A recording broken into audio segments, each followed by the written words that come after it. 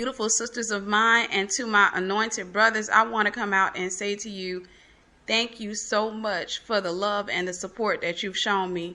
You guys have truly blew my mind this week. I did not expect the response that I got with the 3 for 10 special. And it just goes to show that when you obey God, God will turn around and just really blow your mind. He will really bless you. What happened was, if you haven't listened to the latest audio I put up, the Lord had me to publish 4 books in 2 weeks. And that is unheard of. I'm telling you, as soon as I would start working on one or, finalizing something I already had, he was already be dealing with me about another one. So I obeyed him, and I was trying to push really hard to obey him. I made a lot of sacrifices. I lost a lot of sleep. I pulled a couple of 24s, and what that is for me is when I go 24 hours without sleeping. But I pulled in a lot of work because I wanted to make sure that I obeyed God. And for me, it's so important to obey God because I understand that anytime you delay with God, you can delay what it is that he's trying to do in your life. And to be transparent with you, what's happening with me right now is I'm in the process of, looking for a place. I'm in my apartment, but my lease is almost up, thank God, and I have no intentions to renew whatsoever. Yeah, so as you can see, I hate apartment living. Transitioning here to Georgia has been a challenge in itself because I'm dealing with a lot of things. It's just mindsets here. But anyhow, my thing is, I'm looking for a house. I got less than 3 weeks to find, lock, and load a house. Hire the guys to move me. I got, like I said, less than 3 weeks. So I'm on this thing heavy, on top of the customer orders, on top of the publishing. I'm telling you, I've been at it. I've been losing a lot of sleep, but I don't look at that. I look at the reward. So I'm truly excited. So what I want to say on top of that, I don't let people know what I'm doing until it's done. So because I released it, I want to ask that you cover me in prayer for real, for real. And the reason I say that is because a lot of times we say, hey, I'm going to pray for you. You're my prayer sister, what have you. And then we forget. The enemy will come and snatch it out of your mind. He'll put your favorite song on the radio or somebody else call you and you forget. But I always tell people, if you ask 100 Christians to pray for you, only 10 of them are going to actually take the time out to pray. But if 100 witches put it in their mind to pray against you, they will. And of course, we don't fear witches or what have you, but I don't want to deal with the unnecessary warfare. It's already been a struggle in itself, me trying to get everything done. So I want everybody, hey, sisters, all of you that are in Christ Jesus, I want you to take the time out and lift your sister up to the Lord and cover me with prayer and what have you, because like I said, I'm going into a house and I'm going to be able to do a lot more in a house. I know it. It's been kind of noisy in the apartment. I didn't know when I moved here to Georgia that this area that I was moving to was going to be full of young people, and there are a lot of young people out here. So it kind of makes it hard to do a lot of the things that I want to do. I do know why God moved me here. I ended up meeting some people that I needed to meet and to minister to. That season is up, so it's time for me to go. So long story short, that's the gist of it. So make sure you cover me in prayer. But like I said, the 3 for 10 special, that turned out to be a blessing because I was honestly expecting probably about 10 to 20 of you to buy the book, to be honest with you. And that's just the thing, when you publish books, a lot of times people don't buy books. Some people do, some people don't. Some people will buy them, they don't read them, but they do it just to show their support. And I want to say thank you to, you. And some people buy them, for other people or what have you. Some people buy them for themselves. But, as an author, one of the things I teach when I teach writing classes is that you don't expect a lot. What you do is you put it out there and just trust that the people that need it, God's going to lay it on their heart to go ahead and do it or what have you. You never go into writing and publishing a book expecting anything in return other than God being pleased with the fact that you did what he told you to do. So to see the response that I got truly blew my mind. It really did. I got to tell you, I was flabbergasted. I worked overnight that day, I think, and I didn't get up till like 5 or 6 that evening. And your sister did something silly. I put it where I would have to manually email the ebooks out. and I thought I can handle it because, like I said, I was expecting maybe 10 or 20 orders. But when I got up, I was just blown away at the response that I had gotten. I was trying to email everybody and send the books over or what have you. So that proved to be kind of tedious in itself. Had a couple of people that were emailing me like, hey, I purchased the books, and it's like 9 a.m. they purchased it, and it's like 6 p.m. I'm getting up and I'm having to send it to them with an apology or what have you. So I went ahead and put the books on Sellfy, which is pretty much, I don't have to do anything. When you purchase from Sellfy, you can go immediately to the download link or what have you. So like I said, I did not expect the response, but it just goes to show that when you obey God, he truly blesses you.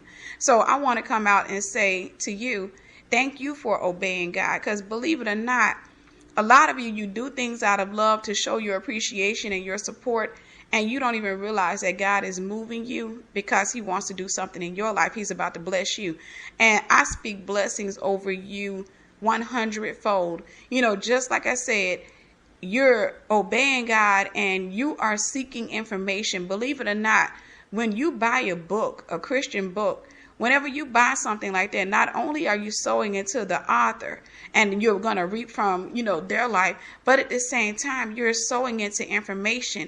Information changes your situation. When you get new information, you won't have the same situation because the situation is going to start looking like what it really is. Sometimes we see it for what we want it to be, but new information changes your view on it. So like I said, it's just humbling, and I'm just so thankful to God for every last one of you. Whether you bought the books or not, I want to say thank you, and I want to say I love you, and I can't wait. Like I said, as soon as I get into my house, I'm looking forward to all of the many things that God is going to do in and through me. I'm excited because I'll be able to it's a lot I feel like I'll be able to do in a house that I can't do in an apartment or what have you, because I have to try to be really quiet, try not to be so loud or what have you, don't want to disturb the neighbors or what have you. So the thing is, like I said, once I get into my house, I know it's going to be a whole lot better, and I want to make sure I'm going into a quiet neighborhood, y'all. I'm serious. I want to go to a house in a cul-de-sac, a hill, a valley, somewhere, on a mountaintop or something. I want to go somewhere quiet. I love peace. I realized that about myself. So the apartment, it turned out I complained a whole lot. I know the Lord was really shaking his head at me. I complained a lot about moving to Georgia, mindsets and the spirits and all of these other things. But I can honestly say that I had to really repent and tell God I'm sorry for that. And I can honestly say that I'm thankful even for the community that I live in. From the outside looking in, it looks like a really nice, quiet community. But once you get into this place, like I said, there's a lot of young people, and young people don't have the same, a lot of young people don't have the same morals or respect that the older generation has. A lot of the older generation, for those of us who, we hit in our 30s or what have you, a lot of us, we know to try to keep quiet and, just to show respect for our neighbors or what have you. But a lot of people around here don't have that. I don't know, it's some kind of missing gene or something. They don't have that, so I've had to go out a couple of times and ask people to cut their music down. So for me, I made up my mind. Apartment living is not for me. And like I said, it's been a thing that has really blessed me because it taught me a lot about me. Like I learned truly, if I was to see a real estate agent, and see, this is God preparing me for home ownership. If I was to go out and see a real estate agent, I can honestly tell them more of what I want in a house right now than I could have told them last year when I was living, in Florida, what have you. I could tell them a whole lot more. For me, I'm not going straight into buying now. I'm going to be moving from the apartment and going into another rental for a little while. But if I was to start buying, or whenever I do start to buy a house, one thing I can do is I can tell the real estate agent a whole lot now as to what I know I need for long term, as opposed to what I could have told them last year. Last year would have been I just want a big, pretty house, and I wanted to have like 4 or 5 bedrooms because I love big houses, and I wanted to have a lot of land, and I wanted to have this and that. Whereas now it's like, okay, I need a nice, quiet community. I need the people to be a certain age because, certain age, it's a lot better. I like places where people are kind of health conscious, where you can easily access walker trails, because I walk a lot, and that's kind of foreign in my neighborhood. I had a couple of women when I first moved out here. I had a couple of women, you could tell they were, looking at me like, why does she keep passing through here every day? One lady even got in her vehicle and kind of followed me and pulled up this on the side of me or what have you. It's foreign to the women. A lot of women here in this place they're really insecure. I've never seen anything like this, but like I said, I know now what it is that I need in a place. So anyhow, keep your sister covered in prayer. Do not neglect to pray for your sister. And I want to say too that I'm gonna continue the sale probably for the rest of this week. So probably gonna pull it around Wednesday. I'm not sure. But either way, if I do continue it to next weekend, that's fine. But either way, the link is in the comments. It's going to take you to Sell-Fi so you can purchase the book. And like I said, just thank you in advance. And I'm going to be keeping your email addresses for everybody that made the purchase, because I'm going to be reaching out to you in the near future about things that I have coming up or what have you. And the reason I'm doing that is because when you request new information, when you're trying to seek new information, when you're willing to go out and actually purchase new information, you're saying, I want to sow into a change. So I want to make sure that I'm sowing back into you, because I do truly appreciate you. I appreciate all of you.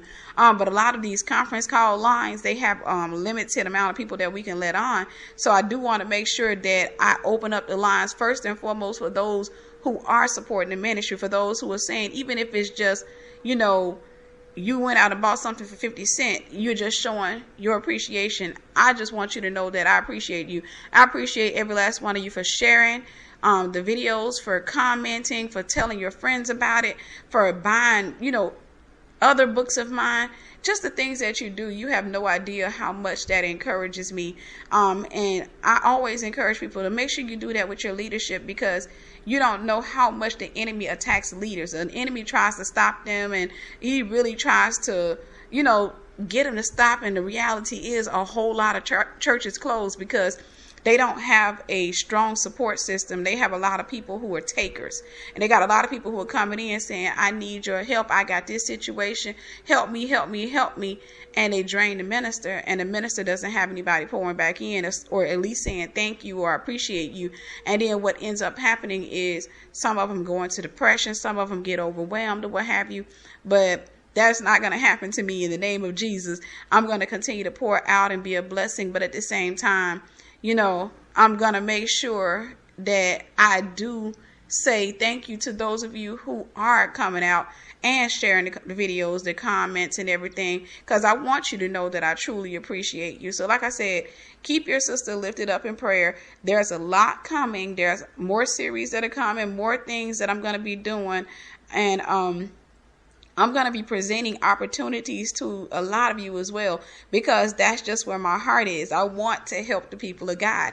And for me to hear you saying that your lives are being changed from listening to the videos and everything, that excites me. That makes me truly excited. And I think, I can honestly say that what's going to make me really, really excited is to see God just taking you and just changing you completely, like he did me. For those of you who need that major overhaul, changing you completely into the creature you never even thought that you could be, the person that everybody else said that you can never be.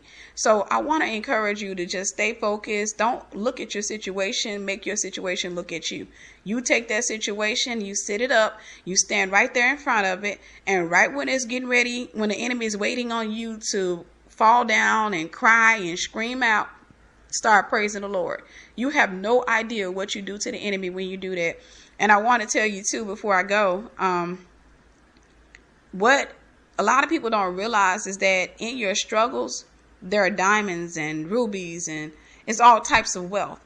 What I mean by that is, you can find a person who hasn't experienced much in life, and they don't have a lot of, they haven't had a lot of struggles, and they're not going to have a lot of wisdom either. Of course, they can have Holy Spirit wisdom. The Lord can give it to them, but most of the time when a person hasn't had struggles, they don't seek that type of wisdom because they haven't went through anything. They've never had anything to motivate them to, seek the heart of God.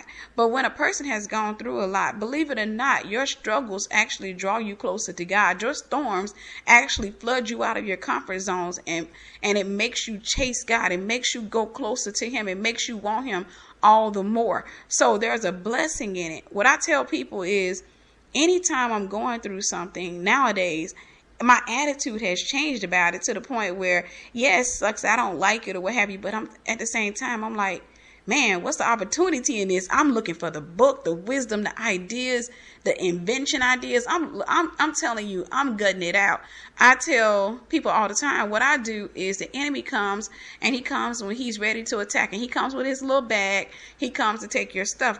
He's a thief. He comes to take your stuff. He comes and he attacks and stuff, and just like everybody else, he catch me off guard sometimes, and I'm sitting there, upset, complaining or doing something, and then it hits me.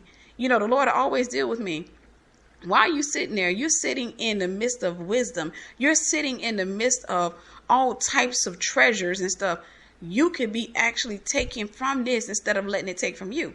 So I get up and I go to praising the Lord, and the enemy, for a while, he just, all of a sudden he hears quiet. He think he's robbing me, and he's sitting up over there because the last time he saw me, I was on the couch boohooing. But when he looks around, he's like, wait, where'd that girl go? And he looks, and I got his bag and all the stuff he stole from people, wisdom, knowledge, understanding, ideas. I'm going through his bag and I'm emptying it out. And I done got my stuff back. I done took my stuff back from him. I'm getting his stuff. And he's sitting there looking like, what in the world are you doing? And then he come over, I put him in the headlock, and I'm beating him up. And then it becomes fun. If you never beat up the devil, it's a lot of fun. You should try it. But I'm kicking him up, and I'm just using him and just beating him up against the wall or what have you. And then I send him fleeing, and I take the wisdom, the knowledge, and the understanding from the situation, and I show other people how to get free. This is the thing about a storm. A lot of times a storm shows you where you are a slave, what you've been a slave to, what you've been bound by. It comes to free you up. It comes to get you out of a prison.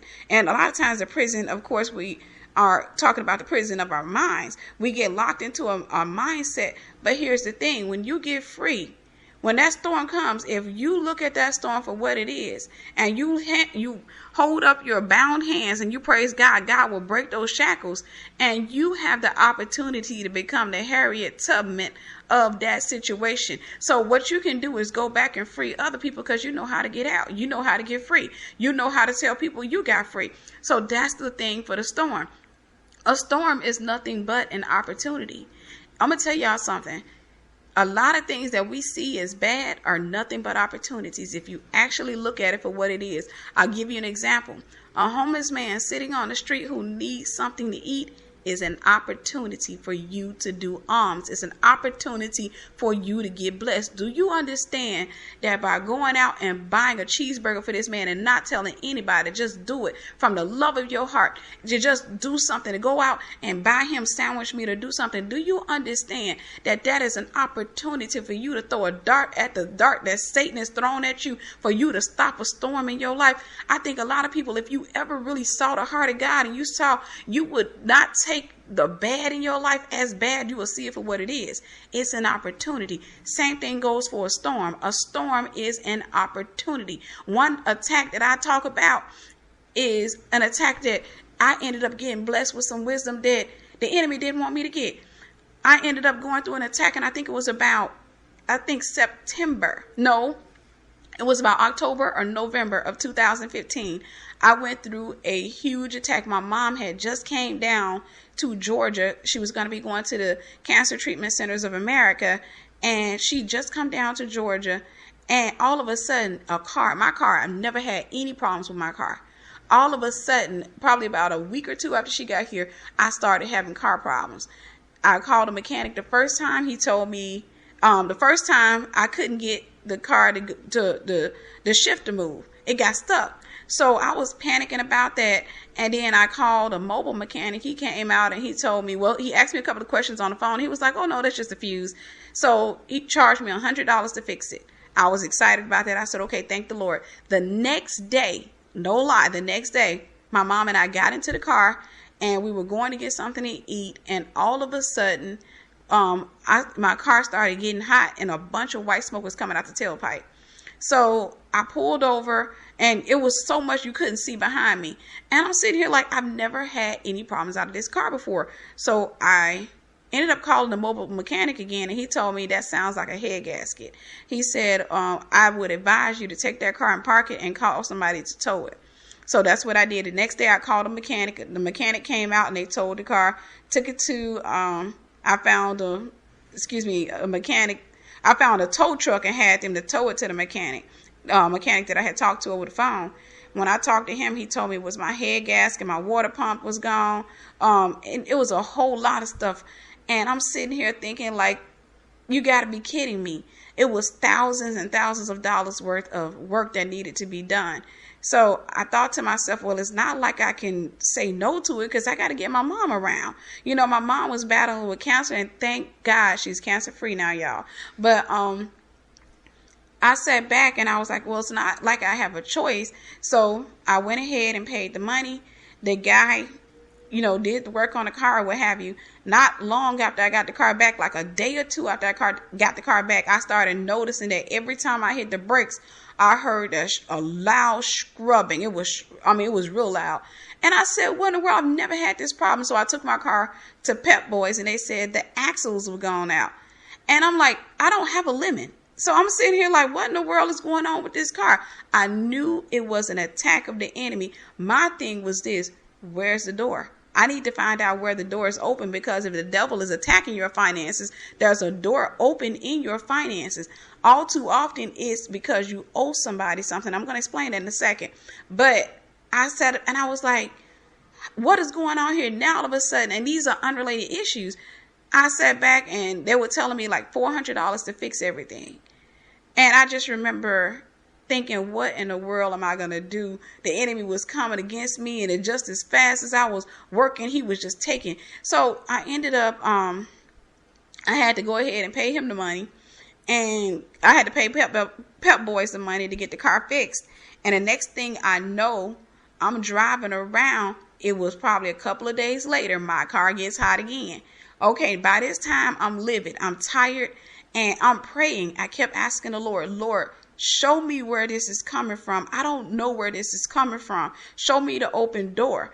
And I called the mechanic that had fixed replaced the head gasket and did the water pump.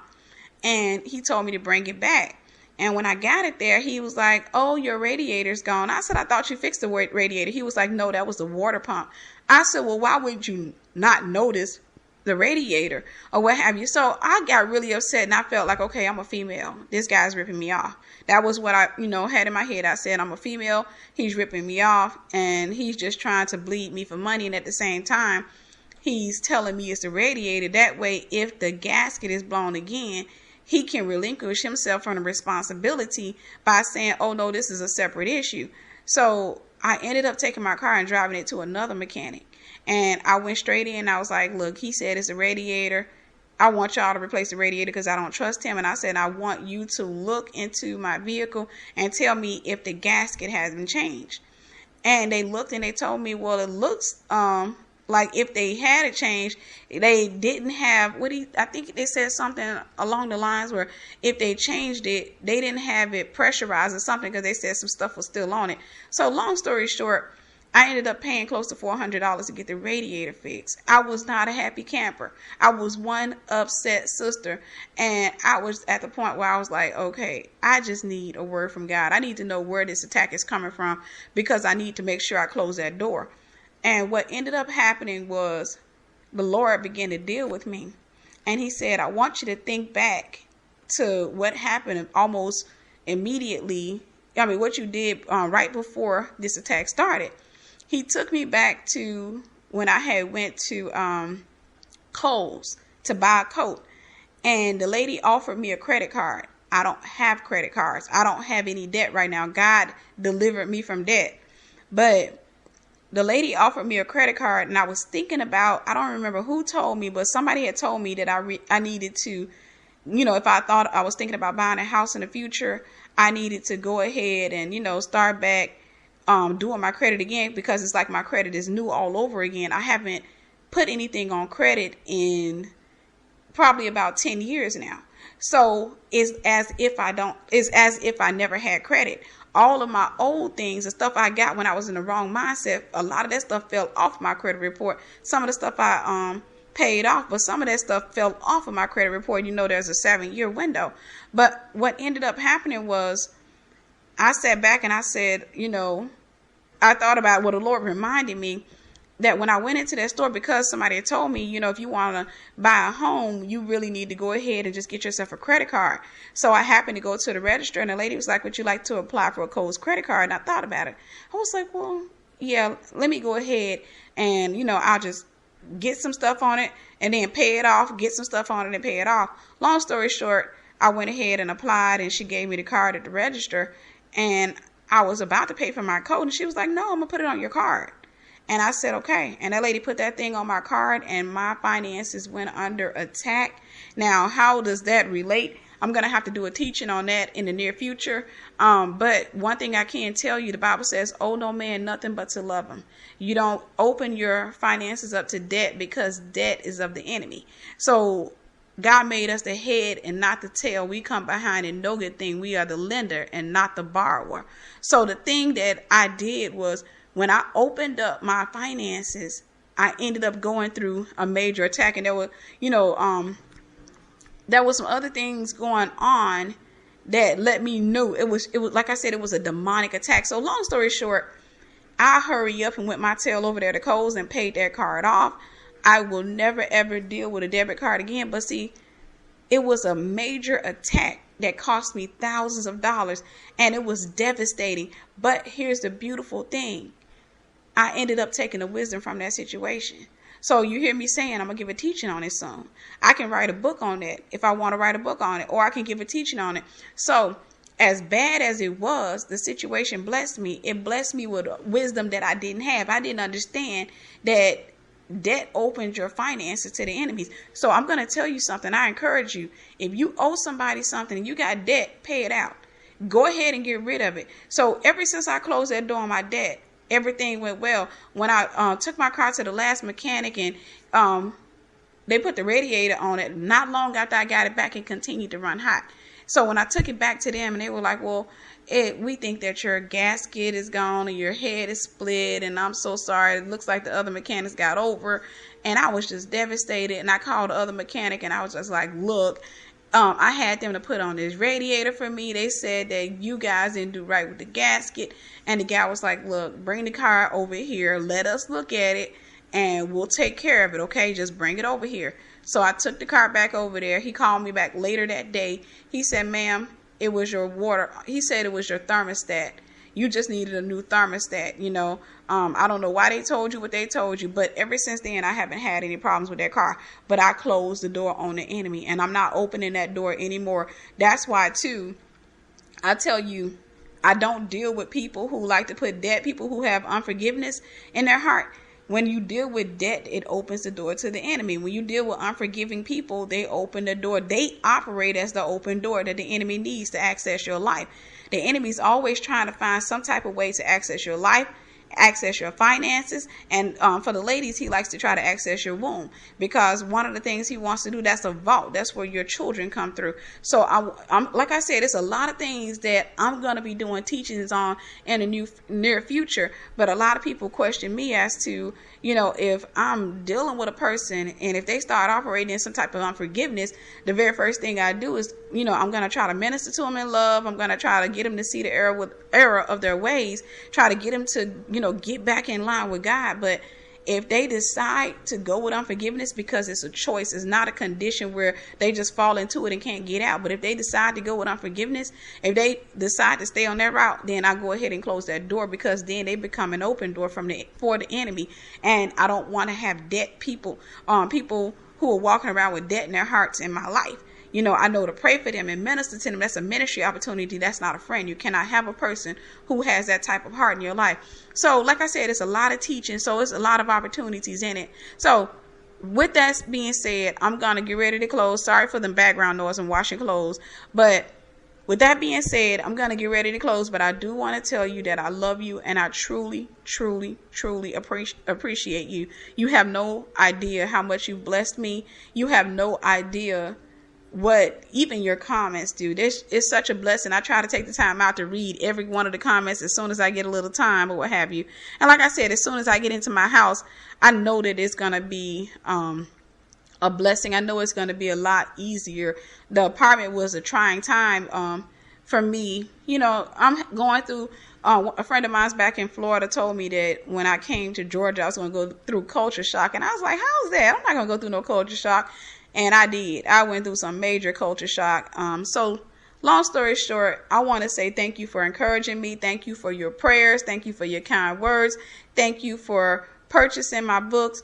If you want to take advantage of the 3 for $10 special, I'm putting the link back in the comments. You can also click my name when you go to that link if you want to see other audio messages that I put up there. Be on the lookout because there's going to be a lot more coming. There's going to be a lot of things that I'm going to be doing, you know, God willing.